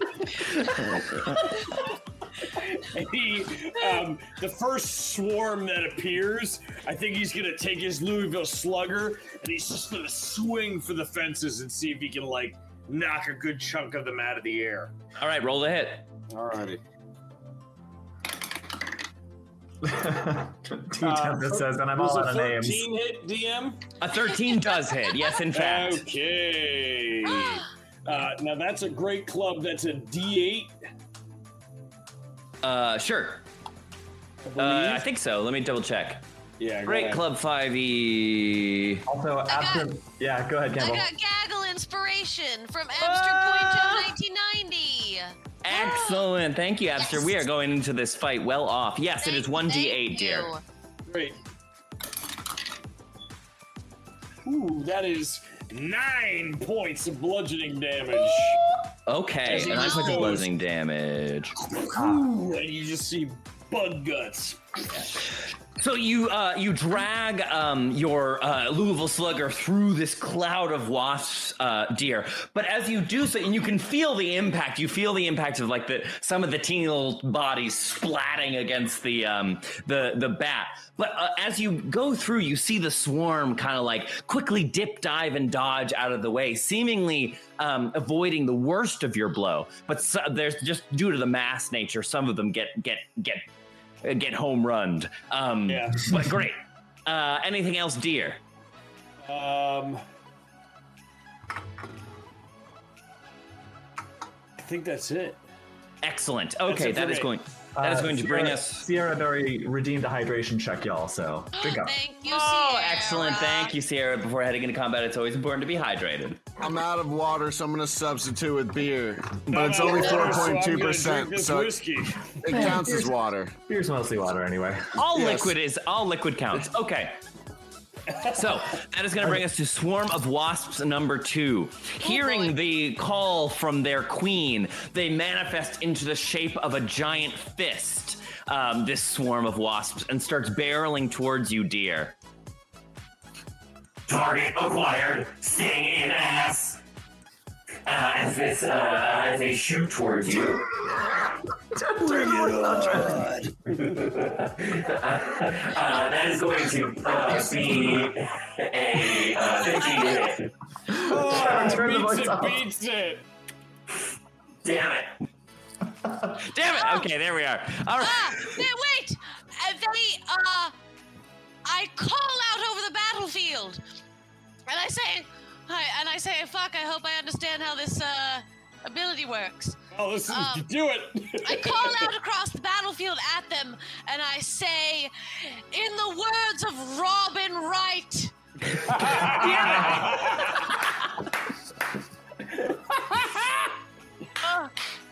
you couldn't pay me enough money to go back to being 20. So many tears. What a nightmare it was. And I'm gonna do cutting words Great. Nice. on that attack roll. So then I'm gonna roll a d6. Oh my good lord. Where's my freaking dice? Oh god. So that's -4 from that attack roll. Great. It misses. Oh yeah. So that's 11. It missed. Oh yeah.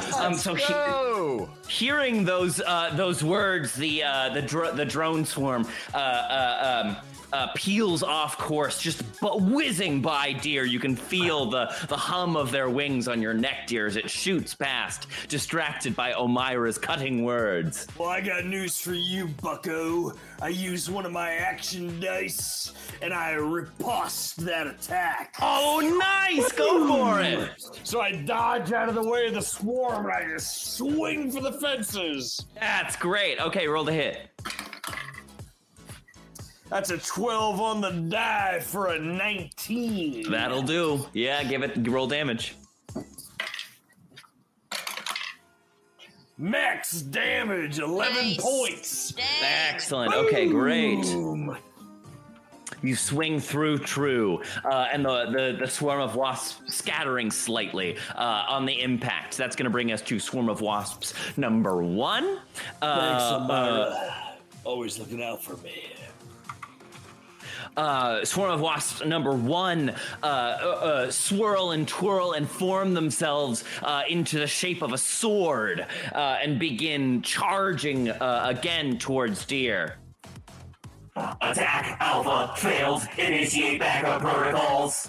I love that. And they are going to come in also on you, Deer.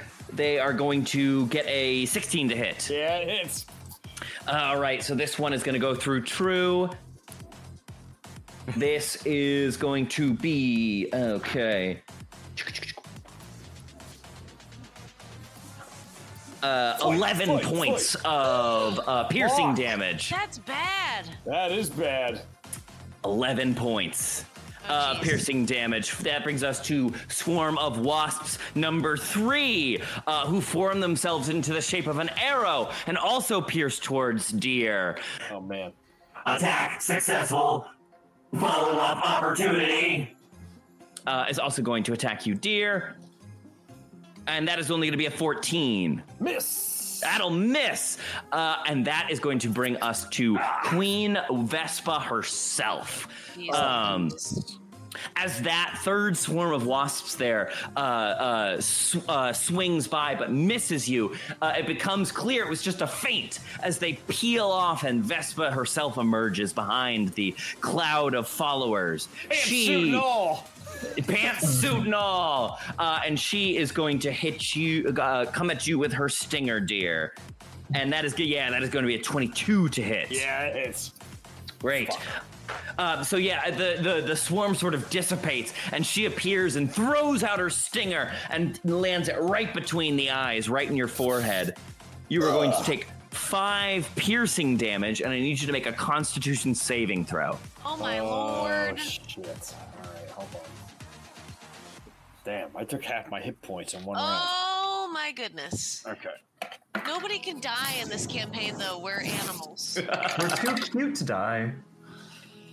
Con save. That's a 13 on the die. It might not make it. No, that's a 16 total. That'll save. Yes. You see the skin right around where her stinger impacts immediately begins to sort of burn a bit and inflame, but you manage to grit your teeth and shake off the worst of the effects of the venom that infiltrates your skin.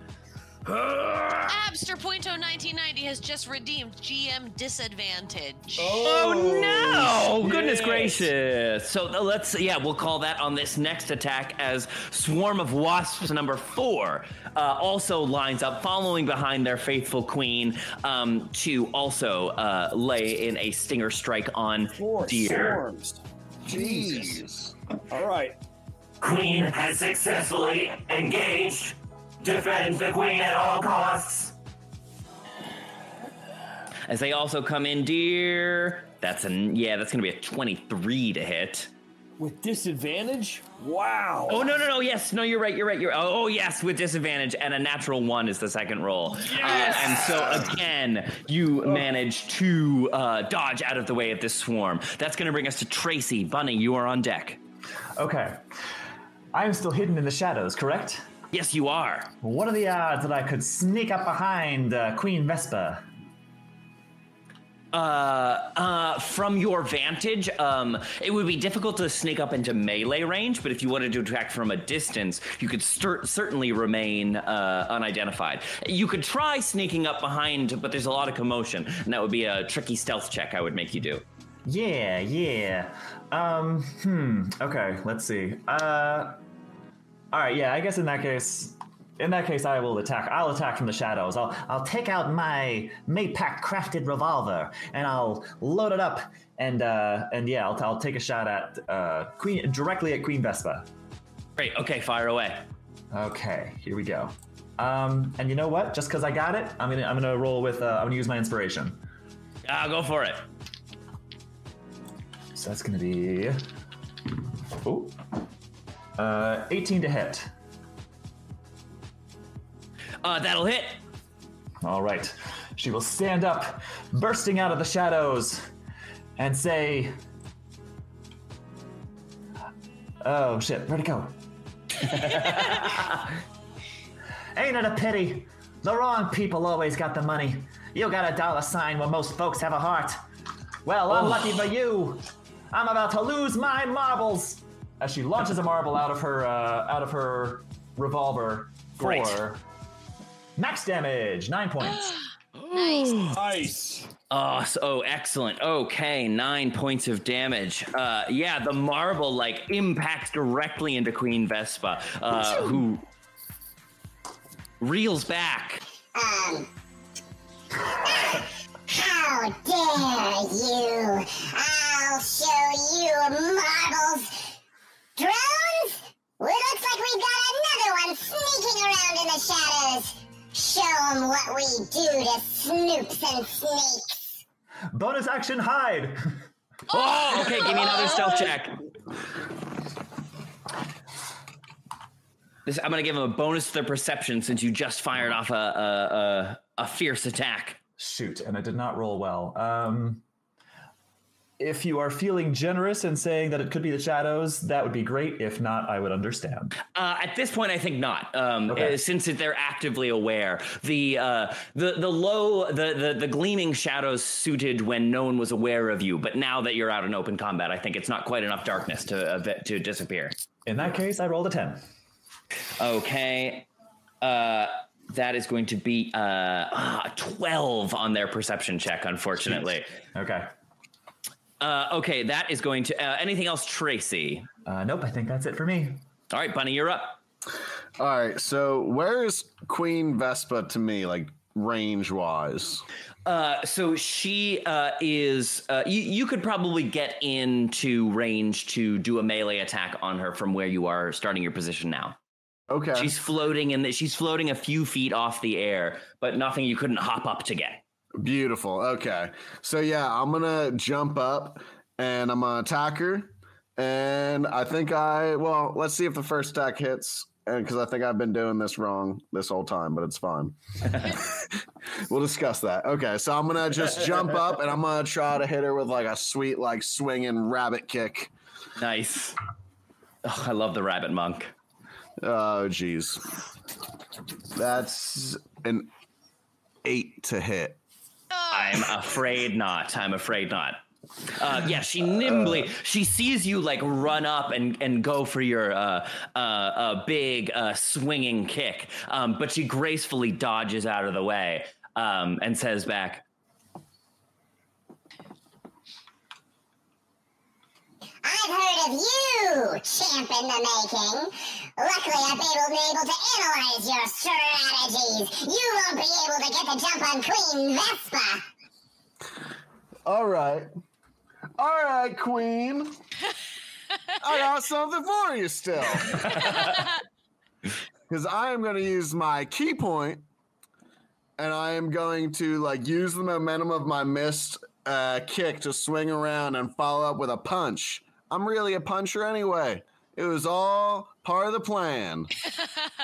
See, it all connects. And that is a 17 to hit. Okay, 17. That would land, but at the last possible minute, she again calls out to her soldiers. Drones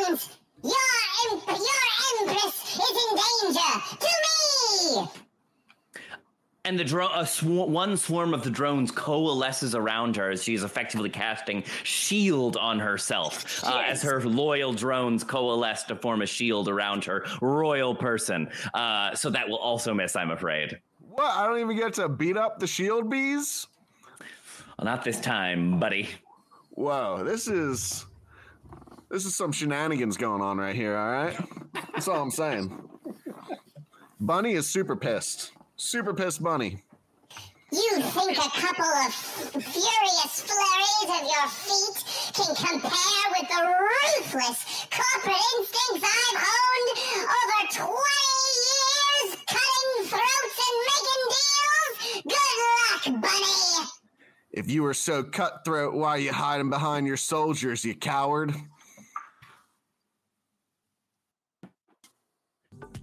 Bunny? Because if you can spend someone else's money, do it. And if you can spend someone else's lives, all the better. How do your soldiers feel about you throwing their lives away without a second thought? Stop switching away. Let's find out, shall we? Okay, anything else, Bunny? Yeah, no, that's it. Bunny's ready to die. Oh, God! Omirah, what do you got? All right. Now, I've never had more AoE spells in my life. Thank goodness. I feel fear. All I right. want clerics. And I'm gonna fly up. Are the swarms still surrounding the queen? There is one, so it's effectively shield, so until her next, so it'll last, the effect will essentially last until her next turn. Okay. Can I fly up so that I am in a position where I could, like, cast a thing above them so that they're within its range, but none of my humble friends? I believe so. As a Luma, you have an ability to lift yourself with your wings up to half of your movement speed into the air. So yeah, you can get I think like 15 feet up. So you could get above them for sure. Okay, I would love to get up above them and in a position where I won't hit any of my friends. I think we can make that happen with the map. Because I'm in a 15-foot cube. All right, so I'm gonna go 15 feet up above them, and I'm just like, I'll do like a little twirl in the air, and then fwink my arms out, and then suddenly when I shoop my arms down out of the twirl, it makes a much more powerful, like, thunder wave. Yeah, get him. Than it should, and there's like a sonic boom. And let's just say in the sonic boom, you just hear Robin Williams' actual voice. Yes, yes, yes, yes, yeah. Yeah, baby, yeah. You just hear, oh, I wish I could do an impression. There are no rules. Just follow your heart. Ka-chung! And I'm going to cast Thunder Wave on awesome. Everybody within a 15-foot, it's a 15-foot cube centered on me, and they've all got to make a Constitution saving throw. Great. So I'm going to say you can get Queen Vespa and maybe, let's say, 2 other of the swarms, just as things are sort of swirling about here in your cone. So yeah, they have to make a save. Yeah, a dex save. Con save. Okay, great. Let's see here. Is that Dead Poet Society, that quote? I am not sure. It's just 100 best Robin Williams quotes. Oh. Queen Vespa gets a nat 20 on her save. Oh, no. But let's say swarm number 1 gets only a 6. Fail. And swarm number, let's say 4 gets a 3. Fail. Great, so roll damage. Okay, great. And Queen Vespa will take half. Great. Oh, shit. They take 12 points of thunder damage. Ooh, that's a lot. Ouch. Ouchie, ouchie, ouchie, ouchie, ouchie. Yeah, okay. So this one, Omirah, this time, I mean, you've seen Deer valiantly swing his baseball bat through these clouds of wasps before, but they're always able to, like, fly and maneuver and get out of the way of the worst of the blows. As this blast of beloved character actor Robin Williams rings through the air. What a huge inspiration on me, one of the very reasons I'm an actor to this day. How much damage does Dear Robin do? Did you? 12. Oh, it's 12. Yeah, you 12.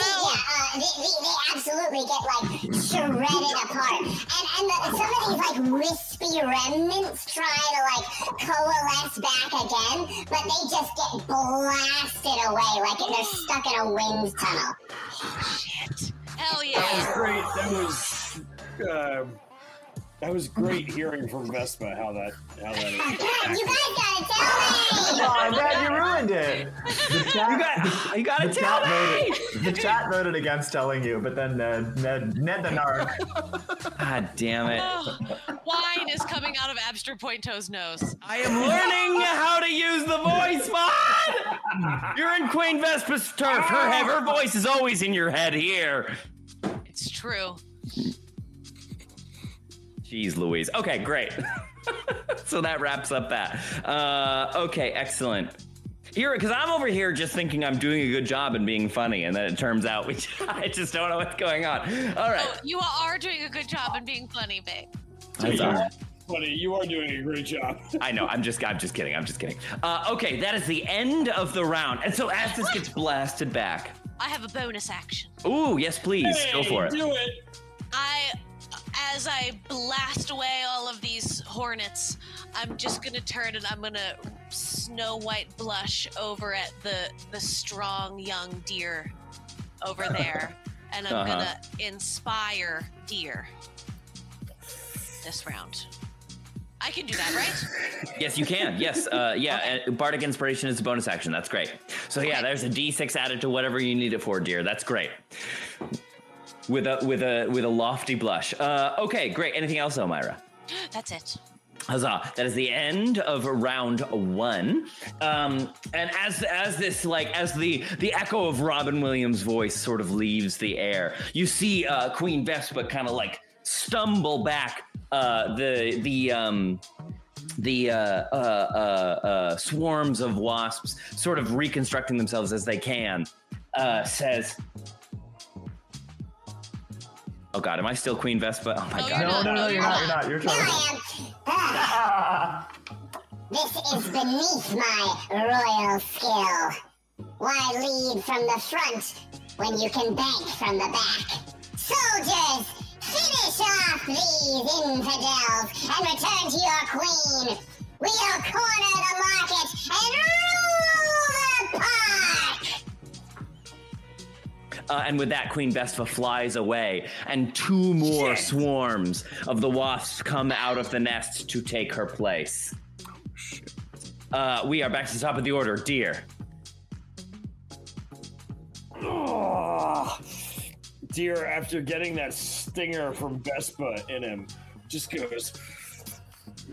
and second wins as the stinger just pops out of his chest. Nice. That's sick. It's a D10 plus. Vespa's a top. Wow, max healing. Oh, great. What do we got? 13 points of healing back to Deer. Hot dog. He's ready to hang and bang. Here we go. And he's going to actually burn another one of his superiority dice.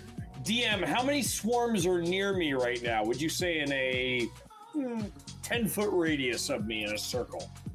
They're all over the place, kind of moving to and fro, but at any given moment within 10 feet of you, you could probably get two... actually, why don't you roll a d4? All right, I will. If I can find with one eye the d4. You're committed to the bit. 4 on the die. Ah, great. So you managed to line it up such, Deer, that 4 of the swarms are within 10 feet of you in this moment. What do you want to do? Awesome. I'm gonna burn that superiority dice and do a maneuver, sweeping attack, and swing and hit all of them in that radius. Heck yuck. Swing away. Swing away, slugger. Did you use your inspiration from Omirah yet? No, so I can add a D6, right? Yes, you Omirah? can. Oh, To yes, this you roll, can. you sure can. Alrighty. If you needs it. Oh, I fucking need it. All right, that's a 14 to hit. 14 will hit. Yes, Yay! indeed. Yes, indeed. Yes, indeed. Yes, indeed. Swing away.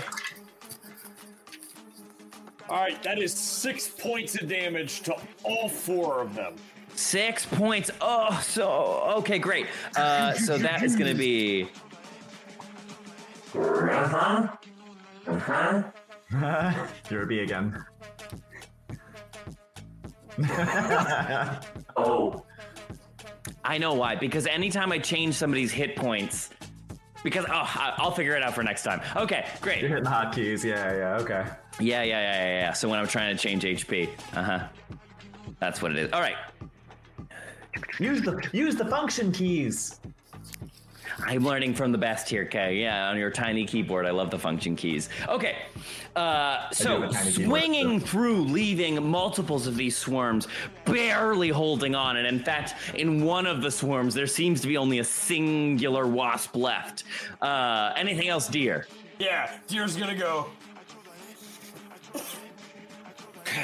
You're going nowhere. Action surge. He's gonna hit that last swarm. 3 minutes. Get him. 15 to hit. That'll do. Alrighty. Get him, dear. Get him. Yeah, 5 more points of damage on that last one guy. And that is, yes, diminishing. One of the swarms falls to the wayside, sacrificing their lives valiantly for their queen, and falls. Anything else, dear? No, that's it. Okay, great. That is going to bring us back to the wasps. This music showed up when I was looking for like more tense holiday music, and I was like, "What's holiday about this?" Actually, I don't care. I'm adding it to the playlist. I'm into it. Yeah. What's holiday about this? This is a Latin holiday right now. That's what There you go. There you go. allies defeated. Glad it wasn't me. Engage attack protocols. As Swarm of Wasp number 1 is also coming right for you now here, dear, again. The Queen's ire still laden upon you. And that is going to be a 12 to hit. I assume that will miss. Yes. And that's going to be Swarm number 3 now coming at you. I take inspiration thanks to Bees Miniatures. Hey, thank you, bees. Hey! Hit it, bees, wasps. No, nobody. Okay. That is going to be a 16 to hit. That'll do. That'll And play. these guys are still at full strength, so that's going to be 5, 9. Ooh, oh, that's so rough.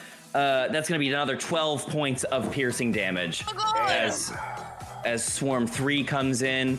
Now it's one of the newly acquired Swarm 5 is going to go for Bunny. 21 to hit. And they are still at full. That's gonna hit. And they are still at full strength. So that will be, yikes, 4, 8, 9, and 12. Another 12 points of piercing damage. Oh. Okay. Queen Vespa is gone from the battle, and that's going to bring us to number 4, who is at half strength, or below half strength, rather, but they will also come for you, Bunny. But will I believe... GM disadvantage. From moving JPEGs. Thank you, moving JPEGs. Yes, and I believe this will miss with a 10. That will miss. Great. Okay, that is their barrage again. Tracy, you're up. Sorry. Okay. I like the music, but not that much. Okay, I'm gonna try to. Do I have clear eye shot on the queen right now? Queen Vespa has retreated back into the nest. There are only the swarms out and about now. Gotcha. Okay. All right. In that case, can I? But I have a clear. Do I have a clear line of sight at the nest? Oh, you could. Yeah, absolutely. Well, I think in that case, I'm gonna show them just how loose this cannon can be. I'm gonna reach into my pack, into the voluminous pockets of my trench coat, and I'm gonna pull out an oil flask.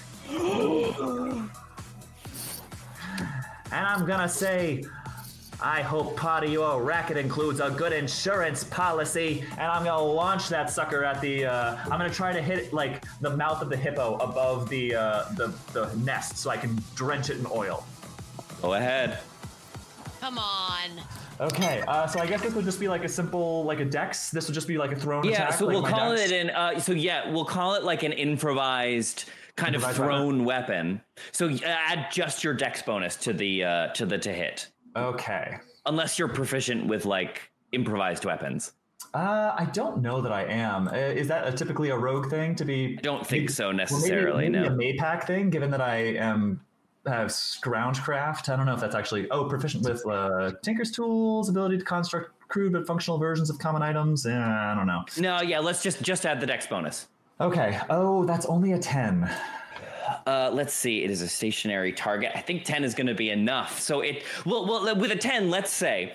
So you throw it, Tracy, and time kind of like slows down as all of you watch this flask pinwheel through the air, and it smashes against the nose of the hippopotamus statue and splashes and inflames across the facade of the nest. And for a moment, all of you just stand there stunned as the flames begin to lick across the almost like paper mache textures of the outside of the nest. And then, oh man, all of a sudden,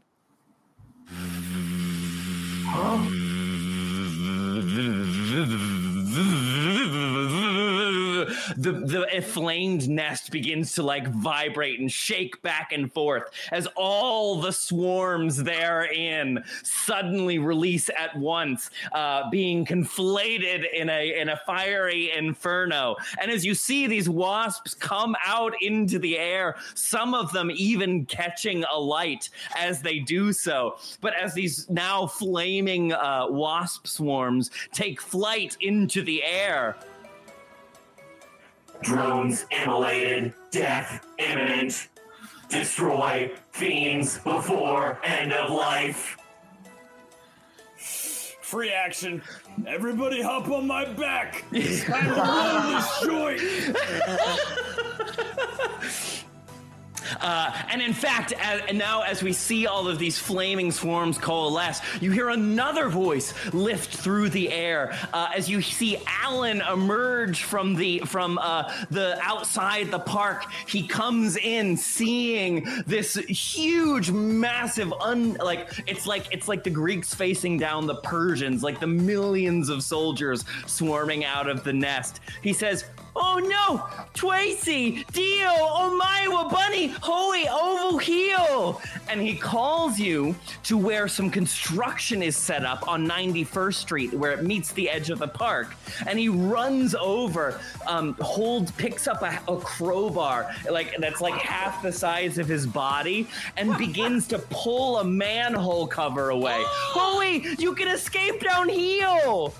Come on, guys! On my back! Bonus action, what's they call it? The dash. Bonus action dash. I'm going for it. You go. And you can hear, like, behind you, it's just like in The Mummy when, that sand face is chasing after the plane.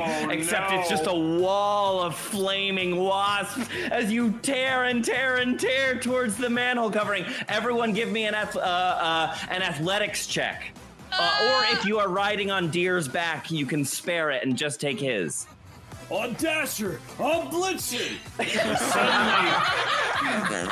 Suddenly, Deer has a flashback.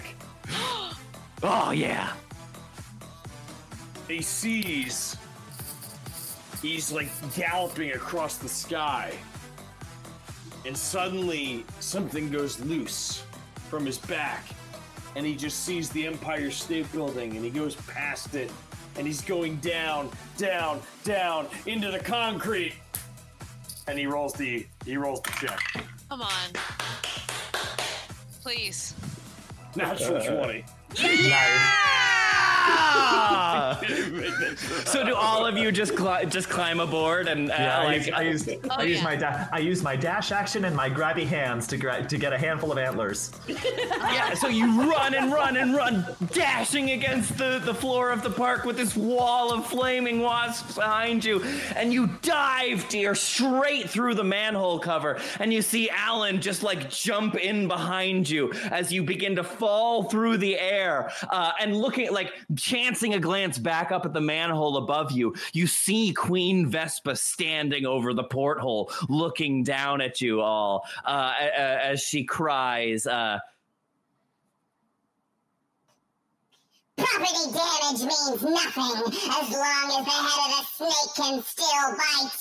You may run this time, heroes, but I'll get you next time. Have fun in the muck, you filthy animals! As Deer's falling backwards, he just throws his hooves up in the air and goes, "Fuck you, Corpo!" and we'll call it there. Yeah, that was fun. Oh my god! Oh, we're having Great work, team. That was really fun. Oh, that was fun! Hey. Great stuff. Great stuff. Oh, thank you so much, everybody, for hanging out with us tonight. I hope you had as much fun watching as we've all had playing. We can't do this without your support, whether it be these streams, PAX trips, or the Strawdcast itself. You make it all possible. So thank you so much for being here. And unless anybody else has any last minute notes, we will see you next time. Yay! And take your night with advantage, everybody. Good Alan. night. Alan, the last thing I wanted was for you to see the seedy underbelly of this city.